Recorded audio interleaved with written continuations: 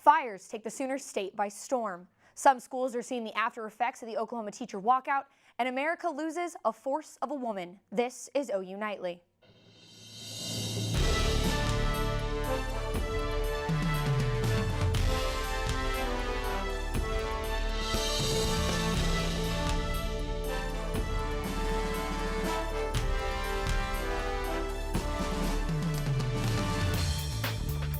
Good evening and welcome to OU Nightly. I'm Jaycie Bayless. And I'm Matt Marks. We begin tonight with those fierce wildfires in western Oklahoma, burning now for a week. There are 4 fires being reported by the Oklahoma Forestry Service as of this morning. The worst are the Rhea fires. They have burned over 400 square miles and it's only 3% contained. There's one near Woodward at 45% contained, and already 9 injuries and 2 deaths have been reported, and several dozen homes have been burned. Crews have been working all day and all night to put out the fires. Woodward Fire Chief Todd Finley took a moment to thank everyone for their efforts this morning. I want to thank y'all tremendously. Y'all are doing the good work. You're doing the work that a lot of people don't want to do that has to be done. You're giving us time to regroup, rehab, get things in order, get our house in order so we can go down south and help our brothers and sisters to the south. Now, Jaycie, winds aren't helping those firefighters in their efforts. Right, Matt. So Caroline Brad actually joins us right now with a look at that fire danger. Caroline? Yes, Jaycie, unfortunately, those fires are mostly still burning across the state. There's the one they were talking about in Woodward. And check out Dewey County. We have multiple fires burning right now. They are going to be spreading very quickly and easily because they are in a drought condition and our relative humidities are very low. So there's not a lot of moisture in the environment. When you couple it with those winds that are blowing through, we've been having gusts up to 45 miles per hour today. Behind the cold front last night, we got gusts up to 55 miles per hour. So that's really helping those fires spread. We have a wind advisory issued until 7 p.m. tonight, so no relief for the firefighters with that wind. We will be getting some relief this weekend, though, with a lot of rain on our way. I'll talk more a bit about that later. Back to you guys at the desk. Well, thank you, Caroline. So Norman Public School students will be in school for a little longer this semester. That's because of the days missed due to the 2-week-long teacher walkout at the state capitol. Norman schools were closed for a total of 10 days, and students have to make up time missed after accounting for the planned snow days. All Norman schools will extend the school day by 30 minutes starting next Monday, April 23rd, and the last day of classes will now be May 31st. Other districts will be notifying parents of their plans later this week. On Tuesday, Governor Mary Fallin signed a bill that protects victims of sexual assault. The bill states that sex offenders cannot live within 2,000 feet or loiter within 1,000 feet of their victim's house. In Oklahoma, it is current law that sex offenders cannot live near schools or playgrounds. The bill passed unanimously in both the House and the Senate. From Hurricane Maria, Allyson Stewart now has more in the News Center. Allyson. That's right. Today, Puerto Rico suffered an island-wide power outage, now the second largest blackout on record. According to Puerto Rico's Power Authority, an excavator operated by a contractor caused the outage. Hurricane Maria hit the island in September 2017, destroying the island's infrastructure and electrical grid. Puerto Rico, which holds 3 million U.S. citizens, has been dealing with unstable electricity ever since. Officials estimate power will return in 24 to 36 hours. More information is coming out about those aboard Southwest Flight 1380. About 20 minutes after the flight departed from New York, passengers say they heard what sounded like explosions. Debris from an engine failure broke open a plane window, sucking out a female passenger, later identified as Jennifer Riordan. Passengers were able to pull her back into the plane, but Riordan later died in the hospital. The pilot is believed to be Tammy Jo Schultz, but her name has not officially been released by Southwest. The former Navy pilot is being praised for her nerves of steel during the emergency. Investigators don't know what caused the engine failure, but the incident is similar to one that happened in 2016. President Trump confirmed reports that CIA Director Mike Pompeo secretly met with Kim Jong-un in North Korea over Easter weekend. Will go down as one of the great Secretary of States. And by the way, he just left North Korea, had a great meeting with Kim Jong-un, and got along with him really well, really great. behind-the-scenes preparations for Trump and Kim Jong-un to meet in person later in May or early June. It would be the first face-to-face encounter between a sitting U.S. president and North Korean leader. Pompeo will next face a difficult Senate confirmation to become the new Secretary of State, as members of the Foreign Relations Committee are split on whether this secret meeting helps or hurts Pompeo's case. And Matt, Trump and Japanese Prime Minister Shinzo Abe spent the day in Mar-a-Lago. Today is the second of Abe's two-day visit, during which they discussed North Korea, military, and trade. Thank you, Allyson. America lost a great wife and mother last night when former First Lady Barbara Bush passed away. Andrew Adams joins us with how people around the world are remembering her. And flags flew at half-mast today as the nation mourns the passing of the matriarch of a political dynasty. On Sunday night, the Bush family released a statement saying Mrs. Bush would no longer seek additional medical attention for her illnesses of congestive heart failure and COPD, and would instead focus on comfort care. She passed away in her Houston home last night. Married for 73 years, a family spokesperson said former President George H.W. Bush was at her bedside all day yesterday holding her hand. The Bushes were the longest married couple in presidential history. Shortly after her passing, a candlelight vigil was held at the George Bush Presidential Library in College Station. Condolences were tweeted out by President Trump, along with former President Clinton and many others. Former President and son George W. Bush shared a photograph of his parents along with a heartfelt post on Instagram saying, "Our souls are settled because we know hers was." Her son also commented this afternoon that he knows his mother did not fear death. Tributes from around the world continue to be posted late this afternoon, with former Soviet President Gorbachev saying he is deeply saddened by Mrs. Bush's death. In a previous interview, the former First Lady summed up her life. I'm the world's luckiest woman. I think if I sort of put it in a nutshell, these are the things that are important to me: faith, family, and friends.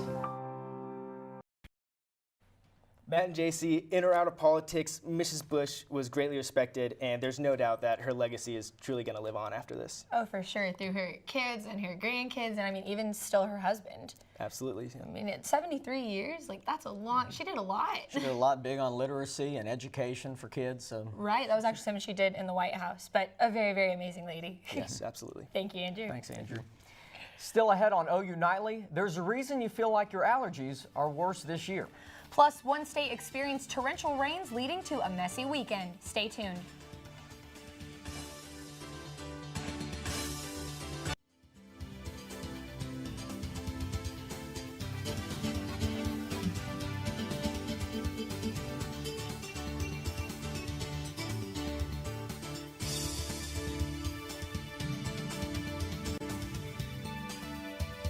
Welcome back. Springtime in Oklahoma means it's allergy time. If you're sniffling, sneezing, or suffering with watery eyes, you are not alone. OU Nightly's Erica Lopez shows us why this allergy season seems so bad.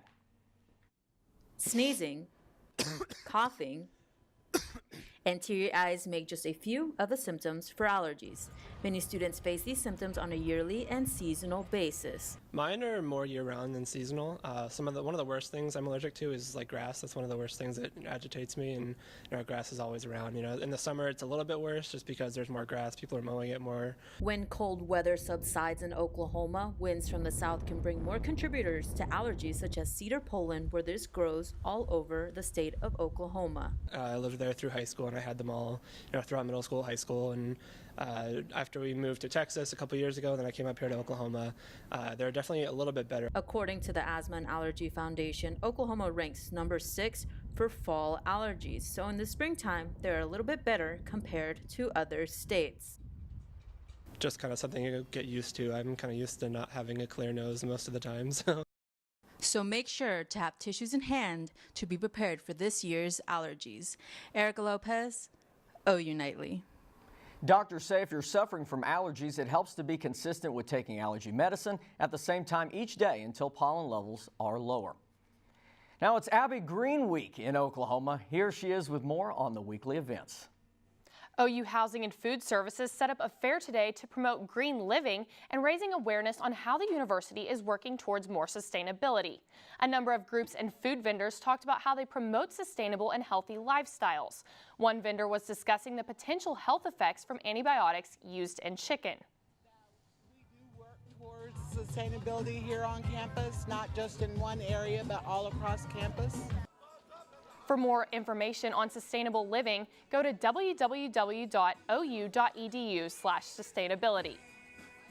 And rain took Hawaii by storm this weekend, leaving a large portion of Kauai underwater. The rain and flooding led to many mudslides along with power outages, causing hundreds of people to evacuate.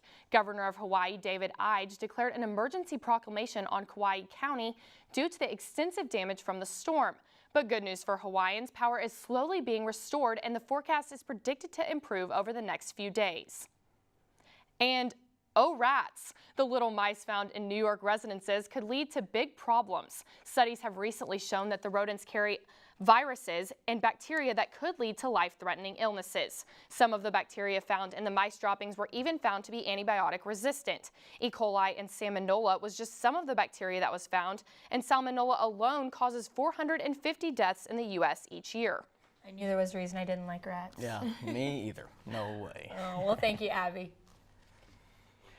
So a tour of Tibetan monks has stopped in Norman for the week. Throughout this week at St. John's Episcopal Church, a block north of Campus Corner, many monks are creating a sand mandala. There will also be a variety of other events, including lectures to promote peace and tolerance. You see different, thinking, different culture, different point of view. You can view the mandala through Friday for free, although donations are accepted. Still ahead on OU Nightly, the OKC Thunder are gearing up for Game 2 against the Utah Jazz tonight at the Peak. Plus, Caroline Brown joins us with more on this weekend's weather. Yes, we had a beautiful day today, very sunny, but we've got big changes in store for our weekend. Stick around.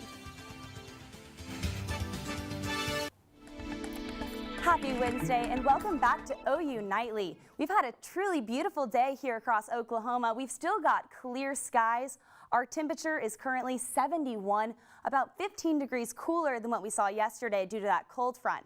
Now that has brought very strong winds, currently 25 miles per hour in Oklahoma City. Across the rest of the state, we're gusting up into the upper 30s, upper 40s as well. Now that's due to that fire weather that we've been seeing in western Oklahoma. We have this red flag warning until 6 p.m., so definitely be careful. In north central Oklahoma, though, we do have a chance for frost tonight. We have near freezing conditions up near Enid, so they could be waking up to a little bit of frost tomorrow.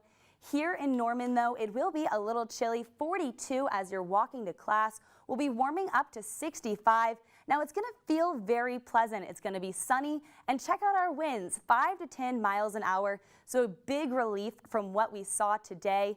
Now we do have another big chance for rain upcoming Friday evening into Saturday. So here's the timing. Storms will form in the west and push their way east throughout the day on Friday. Now they won't get to central Oklahoma until Friday evening. Now these storms are going to persist throughout the day on Saturday. If you're planning a picnic for Saturday, I'd push it to Sunday or try to do it a little bit earlier on Friday because these showers are going to stick around all day into the evening on Saturday. They're going to start to push east by early Sunday morning.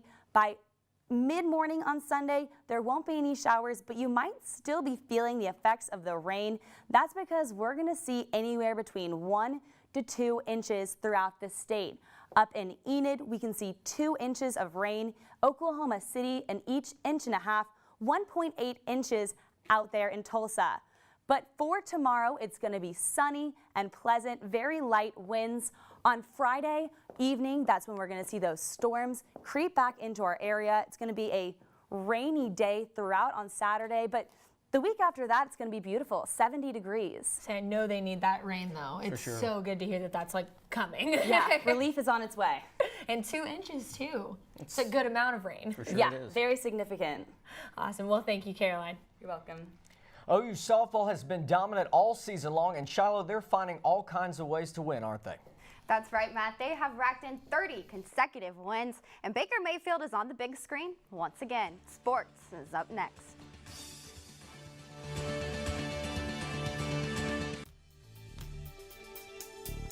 Welcome back. Sooner softball clinched a win last night in their matchup against Tulsa. Mariah Lopez and Paige Lowry held down the mound, the two combined only allowing 3 hits and 8 strikeouts, while Jocelyn Allo secured the win when she hammered one out to center field for a solo home run.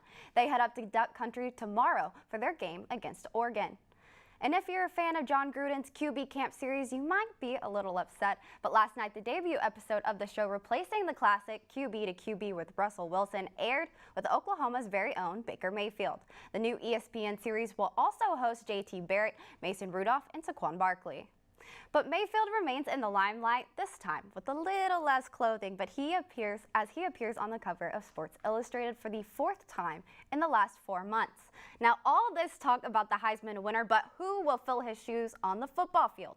Christian Nunley has more on the race to replace. When a Heisman winner leaves for the NFL, big shoes need to be filled. Austin Kendall and Kyler Murray have big dreams of doing just that. For one, it'll become a reality. This past Saturday at the spring game, Kendall gained some ground in the QB race, albeit the win did have an effect on the passing game. Developed. I think it's improved. I mean, people think I'm more of a pocket passer. I mean, I think I am too, but I think if plays breaks down or if I need to pull the ball, I can pull it. And I mean, hopefully I showcase that, and I think I have a little bit of wheels on me as well. So. Meanwhile, Murray's dealing with a lot on his plate. The dual sport star claims switching between baseball and football hasn't stopped him from achieving his best. So just, recovery and, taking care of your body, that type of stuff. Mentally, I'm prepared for it, and I've done it my whole life, so it's not too hard mentally. OU fans have seen Kyler turn on the Jets and make dynamic plays both here at OU and previously at Texas A&M. Lincoln Riley will have a tough decision to make come fall. Austin's really started to settle in here this last half of spring, played really, really well. Thought he did a lot of nice things today as well. So it's neck and neck right now, without a doubt. Oklahoma fans across the country will tune in to hear who the next starting QB will be to replace the most popular OU QB of all time, Baker Mayfield. Christian Nunley, OU Nightly Sports. And former OU point guard Danielle Robinson of the Minnesota Lynx will be joined by another Sooner. Viennese Pierre Lewis signed a training camp contract with the defending WNBA champions, and she's not the only Sooner going pro. Gabby Ortiz also sealed a deal with the Los Angeles Sparks. The two start their pro career this week. And the OKC Thunder started playoff play against the Utah Jazz strong on Sunday, and they will continue the series tonight. Jazz leading scorer Donovan Mitchell is currently listed as questionable to play in the game, potentially tipping the win in the Thunder's favor. And finally, we have some NBA playoff beef between the Bucks' Eric Bledsoe and the Celtics' Terry Rozier. The Celtics won Games 1 and 2, and Rozier torched Bledsoe for over 20 points in each game. After Game 2, Bledsoe was asked about Rozier's excellent play. Who? Terry Rozier. I don't even know who that is. I don't know. Strong feelings. Yeah, I don't know if I got my ankles broken that badly if I wouldn't know the name of who did it to me. Right? He's just playing it cool. Right. Cool, calm, and collected. Of course. Thanks, Shiloh. Well, still to come on OU Nightly, one of OU's very own has a 1-hour special that you won't want to miss. Stay with us.